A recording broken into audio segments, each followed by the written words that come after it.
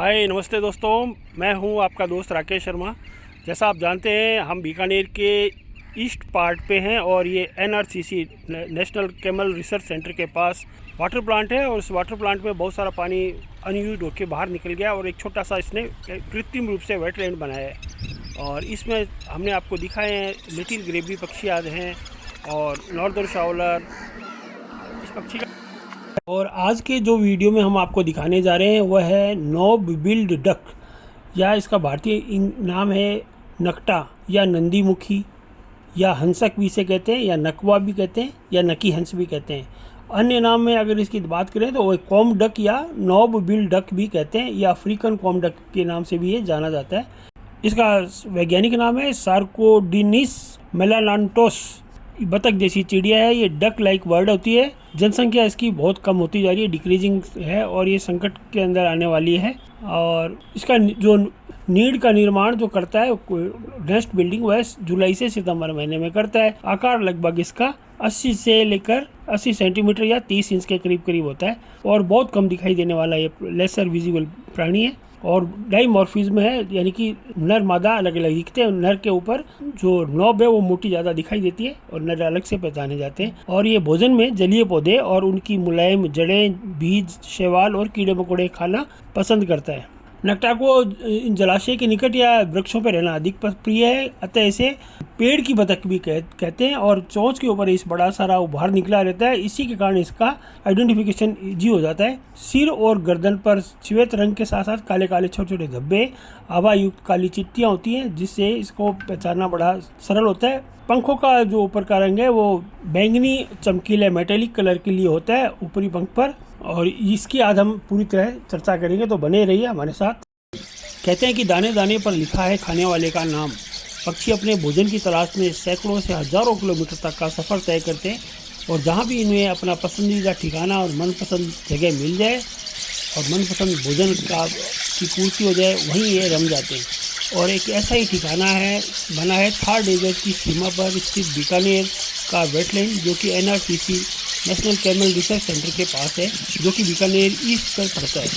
यहाँ हमने पहली बार एक नया पक्षी देखा है जिसका नाम है नॉब बिल्ड डक, या इसका हिंदी में नाम नकटा भी कहते हैं। बीकानेर ईस्ट के पास एनआरसीसी के पास नर व मादा की जोड़ी यहाँ मौजूद है।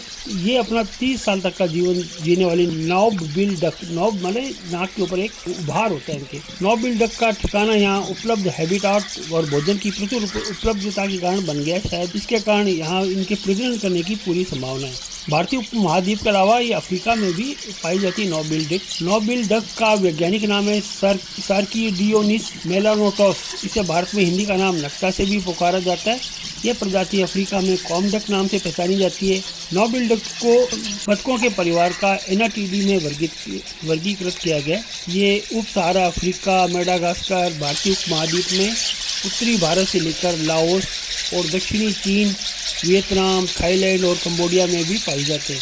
यह प्रजाति उष्णकटिबंधीय आर्द्र भूमि में भी पाई जाती है। सवाना के घास से तालाबों, झीलों, बड़ी नदियों में, दलदलों में, बाढ़ के मैदानों में, नदी के डेल्टा में, बाढ़ वाले जंगल में, खेती वाले खुले जंगलों में रहना पसंद करते हैं।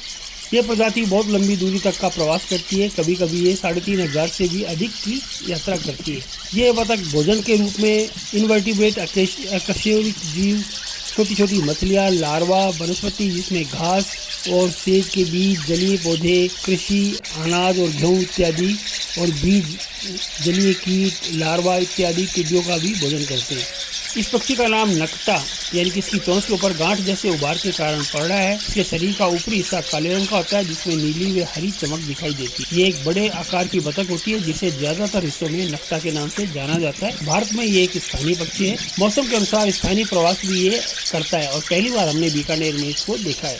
इस पक्षी का नाम नकटा इसकी चोंच के ऊपर गांठ के उभार के कारण पड़ा हुआ है। नर पक्षी के चोंच के ऊपरी हिस्से पर गांठ जैसा उभार होता है।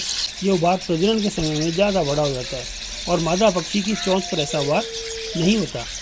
मादा आकार में नर से छोटी होती है। इसकी आँख की पुतली भूरी व चोंच काले रंग की होती है, जैसा कि आप वीडियो में देख पा रहे हैं। बतख की यह प्रजाति काफ़ी शक्ति से उड़ान भरती है। उड़ान के दौरान नर पक्षी आगे उड़ता है और समूह में रहता है। ये पक्षी पानी वाली ऐसी जगह पर रहते हैं जहाँ जलीय वनस्पति के साथ साथ आसपास पेड़ भी हों झील हो, पानी के टैंक, जोड़ों में ये एक जोड़े या छोटे पारिवारिक समूह में दिखाई देते हैं।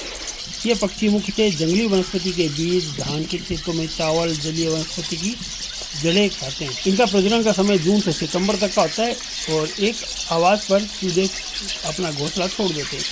ये पक्षी अपना घोंसला पेड़ों में बनाते हैं। घोंसला आमतौर पर पेड़ के बड़े खोल या बड़ी टहनी पर जहाँ कई सारी टहनियाँ मिलती हैं उस जगह तिनकों से बनाते हैं। घोंसले के ऊपरी हिस्से में घास का प्रयोग भी करते हैं।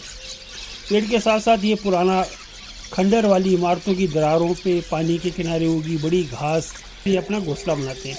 कभी कभी ये बड़ी पक्षियों के बेकार पड़े हुए पुराने घोंसले का भी उपयोग कर लेते हैं। मादा पक्षी औसतन 12 से 15 अंडे देती है। मादा अकेली अंडों को सेती है। आमतौर पर ये बतख शांत रहती है, लेकिन घोंसले की रक्षा के लिए तेज आवाज़ निकालकर शिकारी जीव को भगा देते हैं। अंडों से निकलने के 1 या 2 दिन बाद मादा पक्षी जब आवाज़ देती है तो चूजे घोंसले के नीचे ज़मीन पर कूद जाते हैं। इस पक्षी की संख्या धीरे धीरे कम हो रही है, जिसका मुख्य कारण हैबिटेट का सिकुड़ना, यानी कि इनका स्थान रहने की जगह कम होना और अवैध शिकार व कुछ देश में धान की उत्पादक में पेस्टिसाइड से इसको नुकसान हो रहा है। इनमें नर की एक अनूठी चोंच और अनूठा होता है इनका नर का व्यवहार। नर की चोंच के ऊपर पत्ती के आकार की एक कंघी जैसी लगी रहती है। इसके कारण इसका नाम नॉब बिल्ड तक रखा गया है। ये कंघी मांसल होती है और प्रजनन काल में इस कंघी का आकार बड़ा हो जाता है। वर्ष के अन्य समय में ये आकार में छोटी रहती है। ये बड़े आकार की बतख है। इसकी पीठ के पंखों का रंग चमकीला इरिडिसेंट कलर होता है और किनारों पे धातु मेटेलिक कलर होता है। बैंगनी, पारा बैंगनी, कांस्य और हरे रंग का इसमें कलर दिखाई देता है। सिर का रंग दूध या सफ़ेद और गर्दन पर काली पीली रंग की छोटी छोटी स्पॉटेड होते हैं, दाने होते हैं। मादा में चोंच पर कंघी नहीं होती है और उसके सिर में नर की तुलना में अधिक धब्बे होते हैं। आकार में 64 से 70 सेंटीमीटर यानी कि 25 से 27 इंच तक की लंबी। वजन लगभग 800 से 1 किलोग्राम तक का होता है, 1000 ग्राम तक का होता है। ये बतख आमतौर पर शांत रहते हैं, लेकिन अपने क्रोध के दौरान ये नर फुफकारते हैं, घरघराहट व कर्कश आवाज़ करते हैं और सीटी भी बजाते हैं, जबकि मादा घुरघुराहट के साथ कराती सी आवाज़ निकालती है। ये बतख ऐसी है जो पानी के साथ साथ पेड़ पर घोंसला बनाती है और ये ऐसी जगह पर देखना पसंद करती है जहाँ वेटलैंड के साथ साथ पेड़ भी पाए जाए। मानसून पूर्व नॉब बिल्ड डक का प्रजनन प्रारंभ हो जाता है। अपने घोंसले पेड़ों के छेद और लंबी घास पर बनाते हैं। नॉब बिल्ड डक का घोंसला जमीन से लगभग 6 से 9 मीटर होता है, 20 से 30 फीट ऊपर होता है और पेड़ की गुफाओं में, कंदराओं में उसमें होता है। मादा 17 से 15 तक अंडे देती है। नॉब बिल्ड डक एक अन्य वृक्ष बतखों की तरह डंप घोंसले बनाते हैं, जहाँ कई मादाएं एक घोंसले में अपने अंडे देती है। ऐसे घोंसले में 50 से अधिक अंडे हो सकते हैं। इंक्यूबेशन पीरियड 30 से 32 दिन का होता है।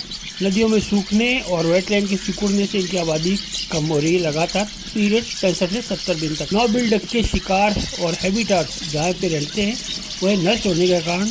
तो दोस्तों, ये छोटा सा हमारा प्रयास था और ये पहली बार बीकानेर आया, इसलिए हमने इसका एक वीडियो बनाया। आशा करता हूँ आपको पसंद आएगा। इसकी संख्या, इनकी उपस्थिति बहुत कम हो चुकी है क्योंकि ये साइज में बड़ी हैं और हैबिटेट इनका सिकुड़ रहा है। हर जगह नदी नाले है नहीं, थार में बहुत मुश्किल से इनको पानी मिला है। तो ये पहली बार आई है और अपना घोंसला बनाने की भी जुगत में है। तो ये छोटा सा हमारा प्रयास था। आशा करता हूँ आपको पसंद आएगा। अगले वीडियो का इंतजार करें। मैं हूँ आपका दोस्त राकेश शर्मा, ग्रेट थार डेजर्ट बीकानेर से। Thank you friend, have a nice day. भगवान करे आपका दिन मंगलमय हो, ऐसी शुभकामनाओं के साथ। Thank you. क्योंकि ये नेक्स्ट बिल्डिंग में प्रयासरत थी, इसलिए हमने अगले दिन जाके इसके नेक्स्ट बिल्डिंग के कुछ फ़ोटो लेना चाहे, पर दुर्भाग्य से हमने देखा कि इस तरह से जंगली कुत्ते जो वाइल्ड है, ये सारे इसके अंदर तैर तैर के बतखे खा रहे हैं और बतखे पकड़ रहे हैं। इनके दुष्प्रभाव के कारण ये बतख या तो मर गई है या छोड़ के चली गई। हमें अभी इसके बाद ये दोबारा इसके दर्शन नहीं हुए। इन आतताइयों के पे अगर अंकुश लगे तो ही जाके कुछ वेटलैंड डेवलप हो सकता है बीकानेर में। इसलिए प्रशासन वगैरह अगर कुछ ध्यान रखे तो कम से कम इन आतताइयों से, आक्रमण से प्रवासी पक्षियों का जीवन बचाया जा सकेगा और बीकानेर का वेटलैंड डेवलप भी हो जाएगा।